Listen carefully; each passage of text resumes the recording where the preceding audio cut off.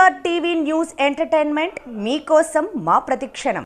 కర్ణాటక ఆంధ్ర రాష్ట్ర సరిహద్దుల్లో ఒక కొండపై ఉన్న ప్రాచీన కోట ఇది. దీన్ని సింహగిరి కోట అంటారు. ఎందరో రాజులు యోధులు కేంద్రంగా పరిపాలన సాగించిన కోట ఇది. అదే మడకశిర కోట. మడకశిర గ్రామాన్ని 1492లో సిరుడ రంగప్ప నాయక అనే వ్యక్తి నిర్మించాడు. అప్పుడు ఈ గ్రామం పేరు మడకపల్లె లేదా మాండవ్యపల్లె అని ఉండేది. ఈ కోటను 16వ శతాబ్దంలో సిరుడ రంగప్ప నిర్మించారు.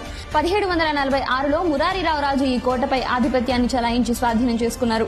1762లో హైదర్ అలీ 4 రోజుల యుద్ధం తర్వాత ఈ కోటను స్వాధీనం చేసుకున్నారు. 1792లో టిప్పు సుల్తాన్ అధీనంలోకి రాగా 1800లో బ్రిటిష్ వారికి అప్పగించాడు టిప్పు సుల్తాన్. ఈ కోటకు 7 ముఖద్వారాలు, కొన్ని గుహలు, ఇతర దేవాలయాలు ఉన్నాయి.